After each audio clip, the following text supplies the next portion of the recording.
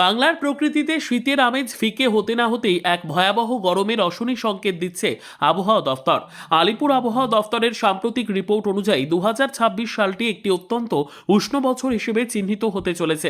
এর প্রধান কারণ হলো প্রশান্ত মহাসাগরের সেই চেনা খামখেয়ালি আবহাওয়া পরিস্থিতি, যা এল নিনো নামে পরিচিত। জানুয়ারির শেষ এবং ফেব্রুয়ারির শুরুতেই যেভাবে পারদ চড়তে শুরু করেছে, তাতে আবহাওয়াবিদদের কপালে চিন্তার ভাঁজ স্পষ্ট। গত রাতেই কলকাতার সর্বনিম্ন তাপমাত্রা এক ধাক্কায় বেড়ে 16.8 ডিগ্রি সেলসিয়াসে পৌঁছে গিয়েছে, যা চলতি মরশুমে রাতের তাপমাত্রার নিরিখে সর্বোচ্চ ছুঁই। দিনের তাপমাত্রা ইতিমধ্যেই 26 ডিগ্রির কোঠা পার করে আগামী কয়েকদিনের মধ্যেই 27 ডিগ্রির ঘরে পৌঁছতে চলেছে। যদি জানুয়ারির শেষে বা ফেব্রুয়ারির শুরুতে দিনের সর্বোচ্চ তাপমাত্রা 27 ডিগ্রিতে পৌঁছে যায়, তবে মার্চ মাস আসতেই সেই পারদ অনায়াসে 32 থেকে 34 ডিগ্রির ঘর স্পর্শ করবে। ফলে মার্চের শেষ লগ্ন থেকেই সাধারণ মানুষকে তীব্র গরমে হাঁসফাঁস করতে হতে পারে বলে স্পষ্ট ইঙ্গিত মিলছে। পূর্বাভাস অনুযায়ী 2024 সালে এল নিনোর প্রভাবে যে ভয়াবহ পরিস্থিতি তৈরি হয়েছিল, 2026 সালেও সেই একই ঘটনার পুনরাবৃত্তি ঘটতে চলেছে। 2024 সালের এপ্রিল মাসে কলকাতা টানা 3 দিন তীব্র তাপপ্রবাহের কবলে পড়েছিল, যা জনজীবনকে বিপর্যস্ত করে তুলেছিল। আবহাওয়া দফতরের তথ্য বলছে, এবারের এল নিনোর প্রভাব আরও দীর্ঘস্থায়ী ও তীব্র হতে পারে। বিশেষ করে এপ্রিল মাস নাগাদ কলকাতা ও দক্ষিণবঙ্গের জেলাগুলোতে ফের তাপপ্রবাহের চোখ রাঙানি দেখা যাবে।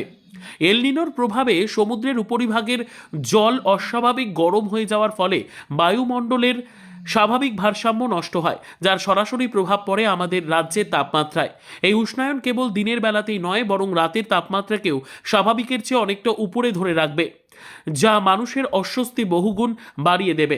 অন্যদিকে উত্তরবঙ্গের পার্বত্য এলাকায় আবহাওয়া কিছুটা অন্যরকম হওয়ার সম্ভাবনা তৈরি হয়েছে। শক্তিশালী পশ্চিমী ঝঞ্ঝার প্রভাবে দার্জিলিং সহ উঁচু এলাকাগুলোতে তুষারপাত এবং হালকা থেকে মাঝারি বৃষ্টিপাতের পূর্বাভাস দেওয়া হয়েছে। তবে এই শীতল আবহাওয়ার প্রভাব সমতলে খুব একটা পড়বে না বলেই মনে করছেন বিশেষজ্ঞরা। পাহাড়ে তুষারপাত হলেও সমতলের বা উত্তরবঙ্গের অন্যান্য জেলার তাপমাত্রায় বড় কোনো হেরফের হবে না। অর্থাৎ পাহাড় কিছুটা শীতল থাকলেও সমতলের মানুষকে গরমের হাত থেকে বাঁচানোর মতো কোনো পরিস্থিতি এই মুহূর্তে তৈরি হচ্ছে না।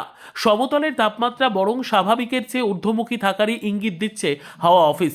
সামগ্রিকভাবে বিচার করলে দেখা যাচ্ছে যে বসন্তের শুরুতেই বাংলার মানুষ এক কঠিন গ্রীষ্মের মুখোমুখি হতে চলেছেন।